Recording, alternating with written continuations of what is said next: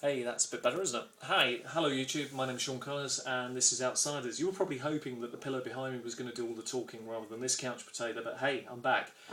Somebody's already beat me to the punch actually. A guy called Affexium asked how my Marlin campaign is going, and I actually was going to do a programme on that tonight. So we're in the next steps now. Marlin was a great success and it's taken this long to finish Marlin, so that gives you an idea of the scale. It's about a 2 month piece of work. Probably in the region of about closing in, I would say, on probably about 7, 8 sessions, if memory serves me right, overall. So you're talking probably in the region of about 50, 60 hours worth of play so far. So that particular part, Marlin, has been absolutely awesome. Now it's been a success. Now the characters obviously have done a good job. The town has been repatriated by Major Themlock, who's their sort of military support, for want of a better word, their superior, their commander. And now the next phase has come. So I'm going to start the game off in the next session where all the characters, well, the main character, which is Peter's playing as Paladin, will be taken to one side and will be talked about the various tactics that the Empire is doing at this point against the Blood Dragons and the reasons why.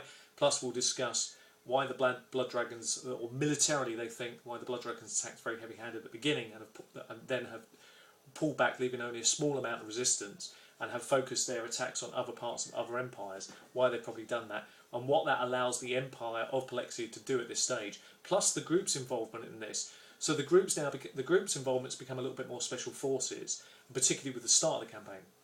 So the vision that I have going forward, and it's interesting, I'm playing tomorrow night 7 PM UK time, and this is a bit that I haven't quite finished yet. I've got the main part, I've already got worked out what I want to do, but there's a bit I haven't quite finalised in my own mind what I want it to look like. But I have this vision, I've called it Scarandun.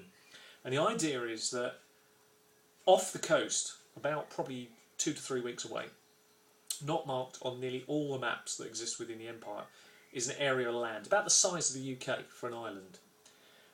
At the very tip of the island, facing the Empire, is Scarandun, which is really a collection of mountains, but nestled up into those mountains facing the coast, there is this collection, this monastery. Within the monastery, it's just been there for donkey's years. There is these monks. Now, I had a vision of that it's always run by, you remember first edition D&D, the Master of the Dragons. I just love the idea behind it, particularly with its Blood Dragon campaign. And he's got an elitist group of monks that live there, in this remote location. Okay, they get their food from some. The way I visualised it is that there are obviously some coastal towns where a very select few people are trusted who go there every sort of about roughly every 6 to 8 weeks, drop off supplies to the monks, are very well paid, looked after, and then they retreat. So very few people know of its location. The island is just not mapped, so very few people know about it. In the centre of the island is a location called Desolation. Now I sort of visualise this as a Desert of the Desolation, the Pomage, that sort of thing. And I've got some ideas of what I want that to look like. And I come across something that looks absolutely spot on for what I was looking to do, and I'm going to cover that off in a review programme. Anyway, cut long story short. The characters will go to Scarandun and investigate what's left of the monastery. They're going to find the fact that the monks have actually been hit by blood dragons very, very hard. It's not clear what's happened to the Master of Dragons, so it's not actually clear what's happened to any of the monks. But that's only part one of the mission. The second part will be that because of...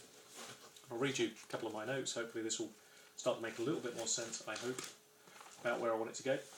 I have an idea where we've got in the group, we've got the Paladin and we've also got a Cleric. Now they have different religions, but the Paladin is a Paladin at the end of the day, and I want to have it based on the Cleric in our group's religion. So the idea is that found within his temple archives is a set of orders issued by Zelkor during the Battle of the Tsar, and somehow survived and were transported back to civilised lands. These orders detail the assignment of the Paladin Lord Bishu and his company, adherents of the faith, to hold the city of Zar and await relief from the Army of Light. Lord Bishu was always thought lost, like the rest of the Army of Light. The fact that he never returned, the possibility that he or some of his command may have survived for some time at Zar holding to their duty, has ignited the church hierarchy. What did Bishu accomplish during his time in the city? Do his bones, surely now holy relics of the church, still rest there awaiting repatriation? And why this would be important in a war is the fact that people band behind even a flag in a war. An artefact would raise morale, would be improvement. So it's a great opportunity for the group, I think, a special force unit to go beyond the monastery. They were looking originally, make sure the monks were okay, see if they're still there, find that they're not. I still haven't quite finalised whether they're going to be there or not yet. There's a good reason to have them there because it's a really good role-playing opportunity, and there's equally a reason to have them removed, but I'm not really sure yet how I want to play this out, and I'm probably going to make it a game time decision, to be honest with you. But whatever happens, they'll move on to an area just outside Desolation, and that's where this product comes in. I saw a brilliant little thing, and I'm just going to take a piece of it. It's called The Camp. I loved it, and I'll cover this off in one of my future programmes about it, but I don't want to give too much away here. But I loved it because it's really my sort of style of play, and I really enjoyed it. So, needless to say, the group will investigate or find the monks there or whatever, move on to Desolation, go looking for these holy relics to try and bring them back for the church because of their significance of igniting people behind them and the power that would have against the blood dragons. So I love that idea. It's sort of still formulating a little in my mind, but a lot of it I've got. I've got the idea behind the desert. I've got this brilliant idea now thanks to a product I saw about the camp, and there was a few twists I can put on that are just Al and me. And I'm really delighted with that. It's a real den of, what do they say, scum and villainy. I mean, I think we've all heard it before, but it's so apt for this. I thought it was absolutely brilliant, and I've got some really good ideas. And I had an idea that the desert, the Dust Bowl, was going to be this, where this great armies in the past met, fought. There's been magical ripping of the fabric. It's left all sorts of issues there in the very deserts themselves. Acid rain, all sorts of beautiful ideas I've got spinning around my head. And I've got this idea of this grand part to this campaign that's formulating. Obviously, I can build on that because there's still a little bit of time away. So anyway, that's where I'm going, and I hope that's a good recap for you.